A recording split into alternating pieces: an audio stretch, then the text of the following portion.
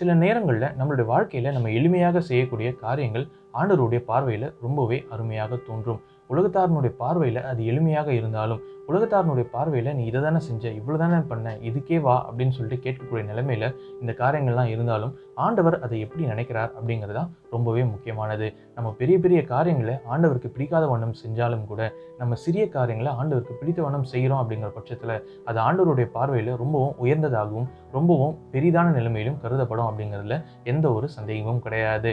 நம்ம காயின் ஆபேலினுடைய காணிக்கைகளை பற்றி நம்ம பார்த்துருப்போம். அதில் ஒரு வார்த்தை வரும் இல்லையா, ஆண்டவர் வந்து அங்கீகரித்தார் அப்படிங்கிற மாதிரி, அந்த காணிக்கையை அங்கீகரித்தார். ஸோ ஆண்டவர் நம்ம செய்யக்கூடிய ஊழியத்தை அங்கீகரித்துட்டார் அப்படிங்கிற பட்சத்தில் நம்ம செய்யக்கூடிய ஊழியம் எவ்வளவு எளிமையானதாக இருந்தாலும் சரி, வெறும் ஒரே ஒருத்தருக்கு ஒரே ஒரு ட்ராக்ஸ் கொடுத்துட்டு போனாலும் சரி, அதை ஆண்டவர் அங்கீகரிக்கிறார் அப்படிங்கிற பட்சத்தில் அது அவருடைய பார்வையில் ரொம்பவும் கனமிக்க ஒரு ஊழியமாக காணப்படும். இன்றைக்கு நம்ம பார்க்க போகிற மிஷனுடைய வாழ்க்கையிலையும் அவருடைய ஊழியம் ரொம்பவும் எளிமையானதாக இருந்தாலும், அவரும் ரொம்பவும் எளிமையான ஒரு ஆளாக இருந்தாலும் கூட ஆண்டவர் அவருடைய ஊழியத்தை ரொம்ப அதிகமாக ஆசீர்வதித்து அதை அங்கீகரித்தும் இருக்கிறாரு. அவர் அப்படி என்ன செஞ்சார் அப்படிங்கிறது தான் இன்றைக்கான வீடியோக்குள்ளே நம்ம பார்க்க போகிறோம். கர்த்தருடைய நாமம் மகிமைப்படுவதாக. ஒரு விஷயம் ஒரு மிஷனுடைய வாழ்க்கையோடு கூட சேர்ந்து உங்கள் எல்லாரும் இந்த வீடியோவில் சந்திக்கிறதுல எனக்கு ரொம்பவே மகிழ்ச்சி. வாங்க இன்றைக்கான வீடியோக்குள்ளே போகலாம்.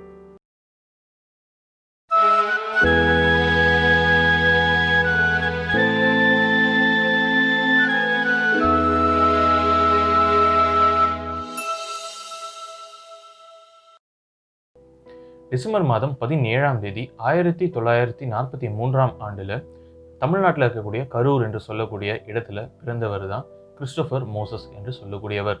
இவர் பிறந்தது ஒரு கிறிஸ்தவ குடும்பத்தில்.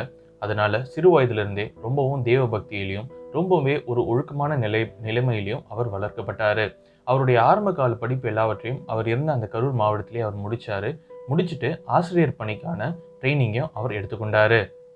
அவர் ஆசிரியர் பயிற்சியை அவர் முடித்த பிறகு அவர் தாராபுரம், அரியலூர் மற்றும் உடுமலைப்பேட்டை என்று சொல்லக்கூடிய இந்த இடங்கள் எல்லாவற்றிலும் அவர் ஆசிரியராக பணிபுரிந்து கொண்டே இருந்தார்.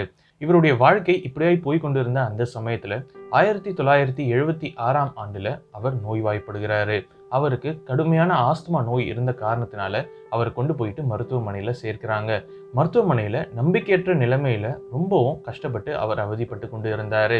ஒரு நாள் காலை வேளையில் அதே மருத்துவமனையில் அவர் தூங்கி கொண்டிருந்த பொழுது ஒரு மெல்லிய சத்தம் அவருடைய காதில் கேட்க ஆரம்பிக்குது. ஒரு கிறிஸ்தவ பாடல் அவருடைய காதுகளில் கேட்க ஆரம்பிக்குது. ஜீவிக்கிறார், இயேசு ஜீவிக்கிறார் என்று சொல்லக்கூடிய இந்த பாடலை அவர் கேட்கிறாரு. கேட்கும் பொழுது அவருக்கு புதிதாக ஒரு நம்பிக்கை பிறக்குது. ஆண்டவர் அவரோடு கூட பேசக்கூடிய சத்தத்தை அவர் ரொம்பவும் தெளிவாக கேட்கிறாரு. கேட்ட சமயத்தில் அவர் ஆண்டவராகிய இயேசு கிறிஸ்துவை சொந்த ரட்சகராக அவருடைய வாழ்க்கையில் அவர் ஏற்றுக்கொள்கிறாரு. ஆண்டவராகிய இயேசு கிறிஸ்துவை அவர் அவருடைய வாழ்க்கையில் ஏற்றுக்கொண்ட பிறகு உடனடியாக இந்த ஆண்டவராகிய இயேசு கிறிஸ்துவை உலகத்தில் இருக்கக்கூடிய எல்லா மக்களுக்கும் சுவிசேஷமாய் அறிவிக்கணும் அப்படிங்கிறதுலையும் அவர் தெளிவடைகிறாரு. அதே இடத்துல அதே நேரத்தில் அவருடைய வாழ்க்கையை ஆண்டவருக்கென்று ஊழியம் செய்யும்படியாக அவர் ஒப்புக் கொடுக்கிறாரு. நம்ம FMPB என்று சொல்லக்கூடிய அந்த நண்பர் சுவிசேஷ குழுவில் இவர் இணைந்து அவளோடு கூட அநேக ஊழியங்களை அவர் செய்ய ஆரம்பிக்கிறாரு.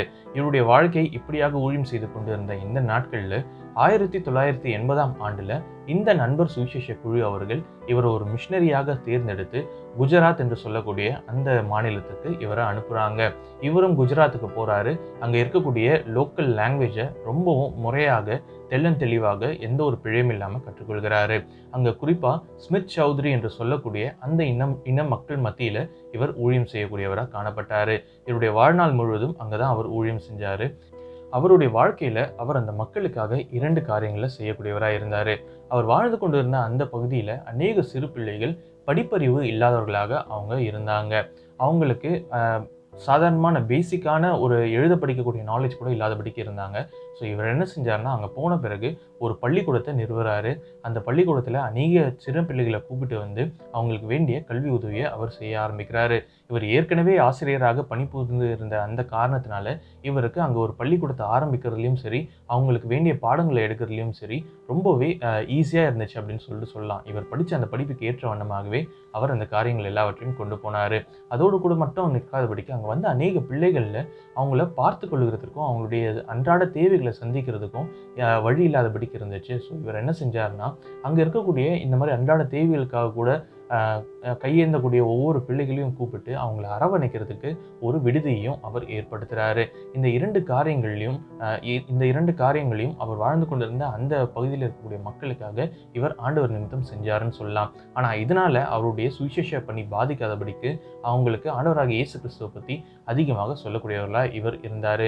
அங்கே இருந்த மக்களோடு கூட ரொம்பவும் அன்பானவராக, ரொம்பவும் அவங்களுடைய நிலைமையை புரிந்து கொண்டு அவங்களோடு கூட ஒவ்வொரு நாளும் டிராவல் பண்ணக்கூடியவராக இவர் காணப்பட்டார். இவர் இந்த மக்களோடு கூட இவ்வளவு எளிமையாக பழகிறத பார்த்து அந்த மக்கள் எல்லாருமே ஆண்டவராகிய இயேசு கிறிஸ்துவினுடைய அன்பை புரிந்து கொண்டு அநேகர் ஆண்டவர் இடத்துக்கு திரும்ப ஆரம்பித்தாங்க.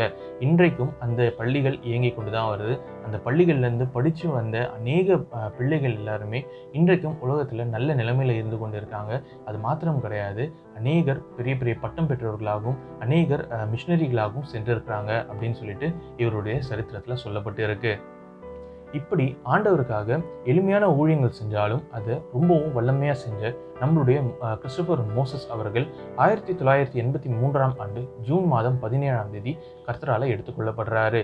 கொடிய நோயாகிய மலேரியா தாக்கப்பட்டு அவர் உடல் நலன் குறைவுபட்டு அவர் ஆண்டவரால் எடுத்துக்கொள்ளப்படுறாரு. ஏற்கனவே சொன்ன போல இவர் ஆரம்பித்த ஸ்தாபனங்கள் எல்லாம் இன்றைக்கும் இயங்கிக் கொண்டே வருது. இன்றைக்கும் அநேகர் இதனால் பயனடைந்து கொண்டே வராங்க. இவருடைய வாழ்க்கையில் இவர் ஆண்டவராக இயேசு கிறிஸ்துவை தெரிந்து கொண்ட பிறகு இவர் செஞ்ச காரியங்கள் ரொம்பவே எளிமையானதாக இருந்தாலும் அதை தேவன் ரொம்பவும் பல மடங்கு ஆசீர்வதித்து இருக்கிறார் அப்படிங்கிறதுல எந்த ஒரு சந்தேகமும் இல்லை. நாமும் நம்மளுடைய வாழ்க்கையில் நம்மளுடைய ஆண்டவருக்காக ஏதாகிலும் ஒரு காரியத்தை எளிமையாக செய்கிறோம் அப்படிங்கிற பட்சத்தில் கட்டாயமாக ஆண்டவர் அதை ரொம்பவே அதிகமாக ஆசீர்வதிப்பார் அப்படிங்கிறதுல எந்த ஒரு சந்தேகமும் கிடையாது. இவருடைய வாழ்க்கை நம்மளுடைய வாழ்க்கைக்கு ரொம்பவே பிரயோஜனமாக இருக்கக்கூடிய ஒரு வாழ்க்கை அப்படிங்கிறதுல எந்த ஒரு சந்தேகமும் கிடையாது. இன்றைக்கான சிந்தனைக்கு, அன்பு கூறாமல் கொடுக்க முடியும், ஆனால் கொடுக்காமல் அன்பு கூற முடியாது அப்படின்னு சொல்லிட்டு ஏமி கார்மைக்கேல் அம்மையார் அவர்கள் சொல்லியிருக்கிறாங்க. நாம் ஒருத்தர் மேலே அன்பு கூறலைன்னா கூட அவங்களுக்கு வேண்டிய உதவியை நம்மளால் செய்ய முடியும். ஆனால் ஒருத்தருக்கு நம்ம உதவி செய்யாமல் ஒருத்தர் மேலே நம்மளால் அன்பு கூறவே முடியாது அப்படிங்கிற அர்த்தத்தோடு கூட நம்மளுடைய ஏமி கார்மைக்கேல் அம்மையார் இந்த காரியங்களை சொல்லியிருக்காங்க. நாமும் நம்மளுடைய வாழ்க்கையில் அநேகரை நேசிக்கிறோம் அப்படிங்கிற பட்சத்தில் சில நேரங்களில் நம்ம அவங்களுக்கு கொடுத்து உதவ வேண்டியது ரொம்பவே அவசியமான ஒரு காரியமாக இருக்குது. இதே கர்த்தருக்குள்ளே நம்ம செய்கிறதுக்கு ஆண்டவர் நமக்கு உதவி செய்வாராக. இன்றைக்கு நம்ம பார்த்த மிஷனரியுடைய வாழ்க்கை உங்கள் எல்லாருக்கும் பிரயோஜனமுள்ளதாக இருந்திருக்கும் அப்படின்னு சொல்லிட்டு நான் முழு நிச்சயமாக விசுவாசிக்கிறேன். நாளைக்கும் இதே போல் ஒரு நல்ல மிஷனரியுடைய வாழ்க்கையோடு கூட சேர்ந்து உங்கள் எல்லாரையும் இதே போல் ஒரு நல்ல வீடியோவில் சந்திக்கிறேன். அதுவரையிலும் கர்த்தர் தாமே நம்மோடு கூட இருப்பாராக. ஆமேன்.